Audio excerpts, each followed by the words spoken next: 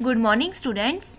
Today we are going to start our next unit, that is 7th unit, equilibrium in physical and chemical process. And today our topic is equilibrium in physical process. So firstly, what do you mean by equilibrium?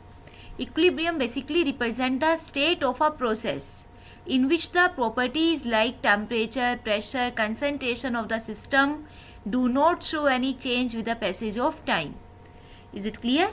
Equilibrium कोई भी process में वो state represent करेगी जहाँ पे कोई भी जो ऑब्जर्वेबल प्रॉपर्टीज है like temperature, pressure, volume, concentration, तो कोई भी एक property it become constant when there is no change in these properties, that means equilibrium state attain हो गई है. And in all process which attain equilibrium, ठीक है, जितनी भी प्रोसेस में जब भी इक्विलिब्रियम अटेन होगा, two opposing process are involved, हमेशा दो अपोजिंग प्रोसेस होगी. And the equilibrium is attained only when the rate of two opposing process become equal.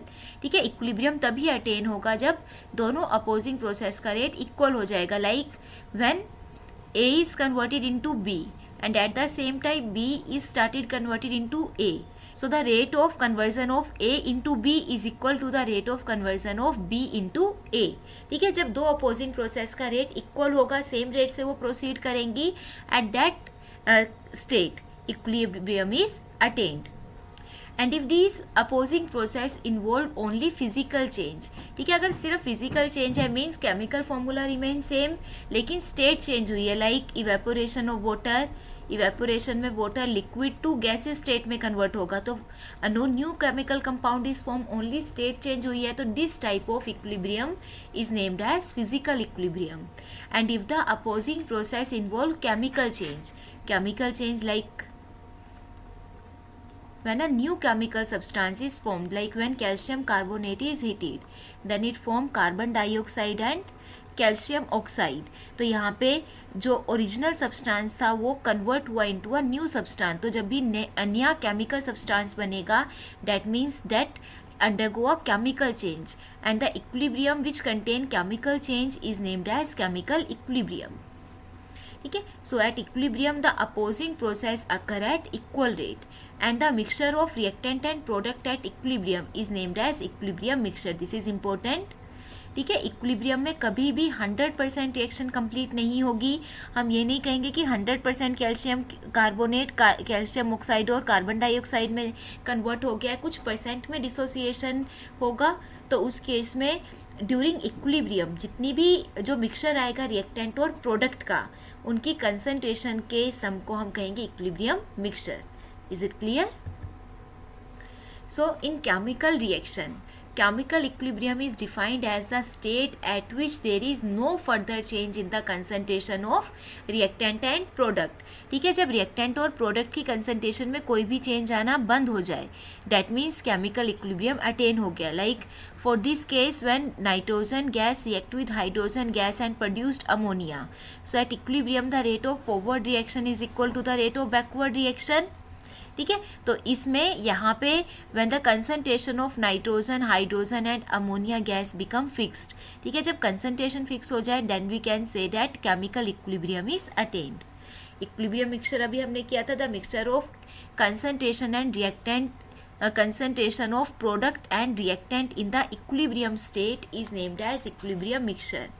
And based on the extent to which the reaction proceed to reach the state of equilibrium, these may be classified in 3 groups.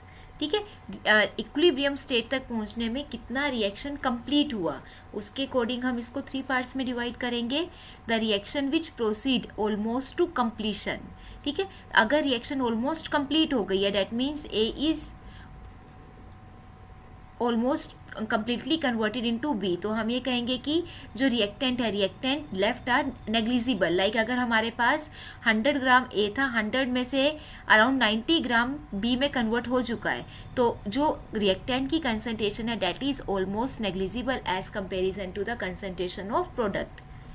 The reaction in which most of the reactant remain unchanged, अगर reactant unchanged है, only 10 gram of a is converted into b, तो around 90 gram unchanged है, तो उस case में only a small amount of product are formed. उस case में अभी रिएक्शन स्टार्ट ही हुई थी, उससे पहले इक्विलिब्रियम अटेन हो गया।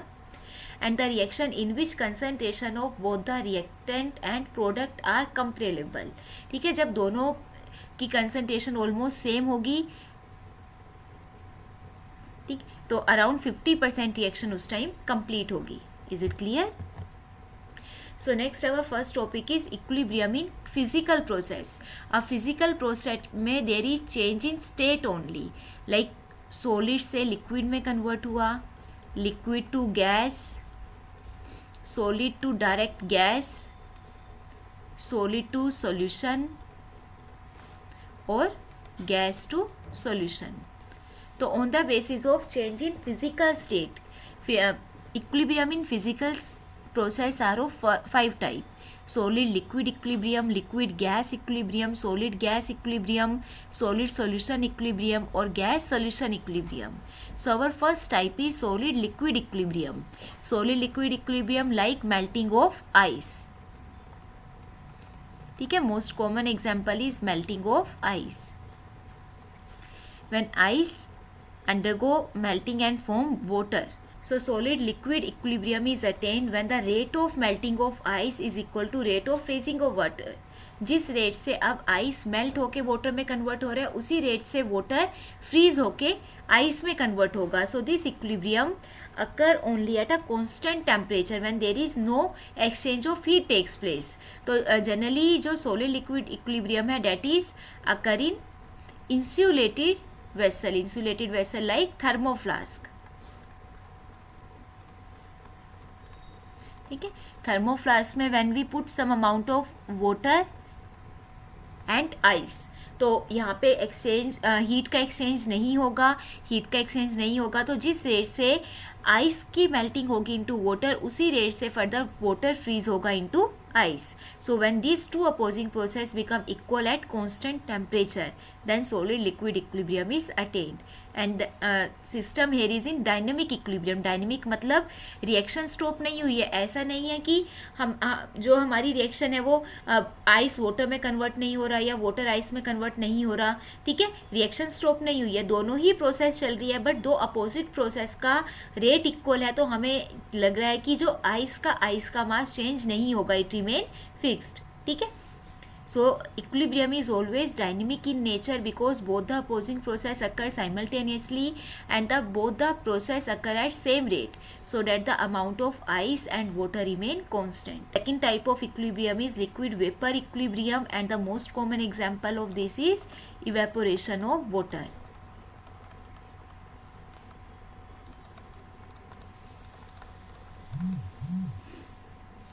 तो the rate at which water evaporate into इस पर्टिकुलर गैसियस स्टेट, उसी रेट से फर्दर गैसियस पार्टिकल्स कंडेंस होके लिक्विड में कन्वर्ट होंगे. So in liquid vapour equilibrium rate of evaporation become equal to rate of condensation.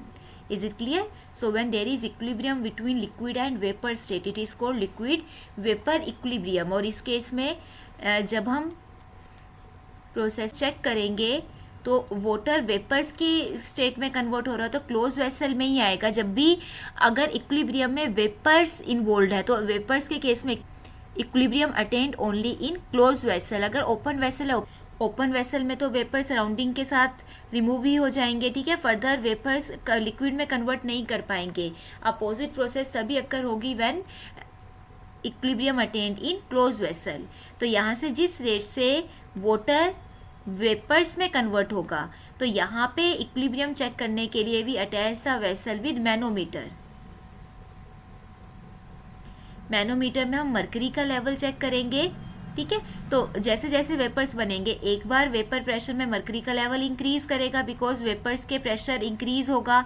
उसके बाद now when gases particle collide each other, collision से क्या होगा, फर्दर कुछ पार्टिकल्स की काइनेटिक एनर्जी डिक्रीज होगी. तो जिनकी काइनेटिक एनर्जी डिक्रीज होगी, दे further start converted into their liquid state. ठीक है, तो रेट ऑफ कंडेंसेशन स्टार्ट होगी. रेट ऑफ कंडेंसेशन होने से फर्दर मरकरी का लेवल लो होगा.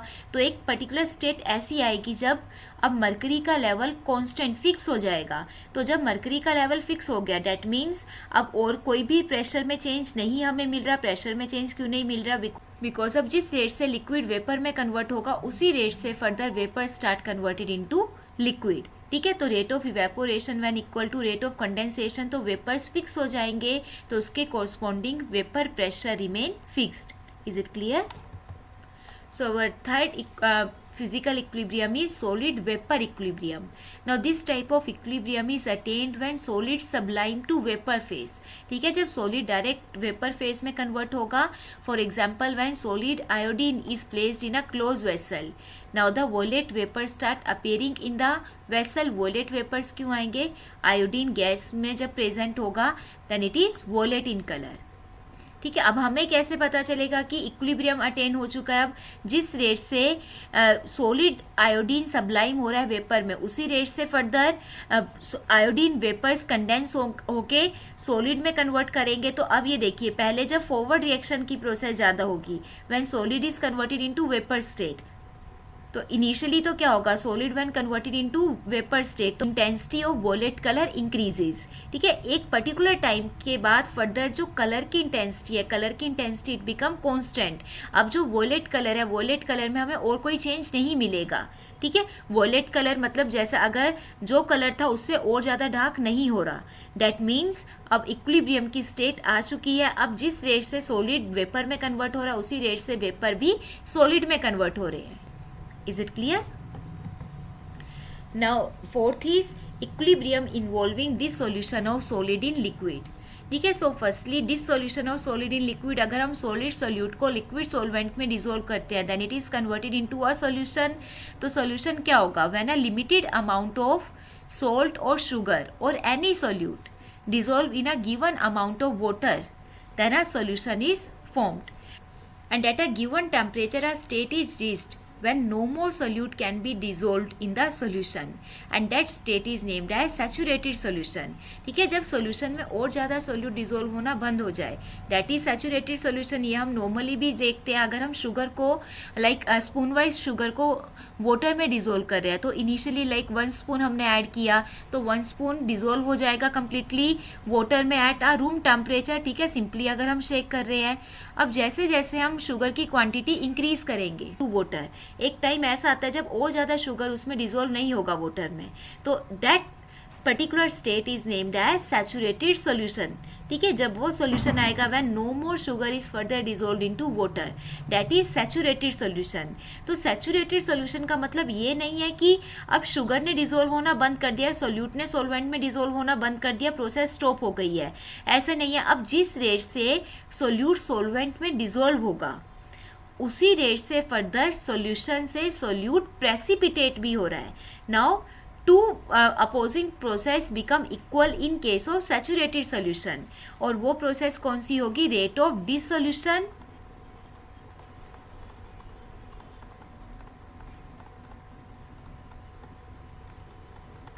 And rate of precipitation. ठीक है, so in case of saturated solution basically equilibrium is attained between solid and solution. ठीक है, so the rate at which solute dissolved into solution, at the same rate solute further precipitate out from the solution, so equilibrium is attend. हमें appear हो रहा है कि अब और ज़्यादा सोल्यूट ऐड नहीं हो रहा, बट ऐसा नहीं है। इक्विलिब्रियम एक डायनेमिक प्रोसेस है, वहाँ पे प्रोसेस स्टॉप नहीं हो रही, बल्कि जो उसकी अपोजिट प्रोसेस है वो भी सेम रेट से अपीयर हो रही है। तो वहाँ पे जो मास है, mass of solid solute remain fixed. Is it clear? So here dissolution and precipitation takes place with the same speed on adding small amount of. अगर हमें ये चेक करना है तो हम यहाँ पे सिंपल शुगर की बजाय अगर रेडियो एक्टिव शुगर ऐड करते हैं to the saturated solution, it will be found at the sugar present in the solution as well as in the solid state is radioactive. ठीक है, तो जो solid state में भी जो precipitate out हो रही है sugar, that is radio active. Is it clear? The next, equilibrium between a gas and its solution in liquid, gas or solution in liquid. Now this type of equilibrium can be seen by the following example, जो सबसे common example है। Now when we consider a sealed soda water bottle, ठीक है, soda water बोतल में carbon dioxide dissolve होगी under high pressure, so the state of equilibrium is attained between carbon dioxide present in the solution and vapours of gas. ठीक है, carbon dioxide present in equilibrium with the carbon dioxide gas present in the solution. So this equilibrium can easily be explained by Henry's law. According to this equilibrium, carbon dioxide dissolved in a particular solvent under a particular pressure only. ठीक है, so the solubility of gas in liquid at a certain temperature is governed by Henry's law. Henry is the name of scientist who studied this type of equilibrium and it states that the mass of gas, ठीक है, जो भी amount of gas जो dissolve होगी ना given mass of solvent, mass of gas that dissolved in a given mass of solvent at any temperature is proportional to the pressure of gas above the surface of solvent. तो mass is directly proportional to pressure and when we remove the proportionality sign then a new constant is applied which is named as Henry's constant. Is it clear? तो ये आपने note किया होगा कि जब भी हम बोतल को ओपन करते हैं तो एकदम से गैस रिमूव होगी, ठीक है, कार्बन डाइऑक्साइड गैस विजेज आउट। और इसका रीज़न क्या है, बिकॉज जैसे ही जब तक बोतल सील्ड है तब तक वहाँ पे एक्सटर्नल प्रेशर अप्लाई हो रहा है। एक्सटर्नल प्रेशर की प्रेजेंस में carbon dioxide gas is soluble in a particular solution. जैसे ही बोतल ओपन हुई उस केस में एक्सटर्नल प्रेशर जीरो हो गया, एक्सटर्नल प्रेशर जीरो हो गया तो जो amount of gas dissolve is also zero, तो एकदम से गैस सारी रिमूव होगी। Is it clear? तो यहाँ पे जो amount of gas dissolve is directly proportional to the pressure of gas above the surface of solvent. Is it clear? So what are the characteristics of equilibria involving physical process? अभी जो हमने physical process की उसके according equilibrium की characteristics क्या क्या होंगी? The equilibrium can be attained only in closed system at a given temperature. Equilibrium basically जो गैस को contain करता है, these equilibrium attained only in a closed system. At equilibrium, the measurable properties of system remain constant. And what are the measurable properties like temperature, pressure, solubility, concentration, mass, etc. ठीक है, any one of the measurable properties remain constant. Equilibrium is dynamic in nature. ठीक है, equilibrium dynamic है। Equilibrium में कोई भी process stop नहीं होगी, प्रोसेस चलती रहेगी, बट प्रोसेस हमें लगेगा, इट अपीयर लाइक कि प्रोसेस स्टॉप हो चुकी है, because both the forward and backward reaction occur at the same rate. At equilibrium, the concentration of substance become constant at constant pressure. Equilibrium पे में अगर हम solution की बात करें तो solution के केस में concentration become constant and the value of equilibrium constant represent the extent to which process proceed before equilibrium is achieved. अगर इक्विलिब्रियम कांस्टेंट बहुत ज़्यादा हाई है that means process is about to complete. अगर equilibrium constant की value low है that means process अभी just start ही हुई है। अगर इक्विलिब्रियम कांस्टेंट आपका अराउंड 50% है, ठीक है, अगर इंटर बिटवीन है अगर इक्विलिब्रियम कांस्टेंट की वैल्यू ना बहुत ज़्यादा हाई है ना ही बहुत ज़्यादा लो है, एक इंटर बिटवीन है, डैट मीन्स प्रोसेस अभी आपकी अराउंड 50% ही कंप्लीट हुई है। उस केस में concentration of reactant is almost same as that of concentration of product. Is it clear? So this is all about equilibrium in physical process. Equilibrium in physical process generally contain 5 type of equilibrium: solid, liquid, liquid gas, solid to direct gas, solid solution and gas solution equilibrium. I hope you clear all this type of equilibrium. Thank you and have a nice day.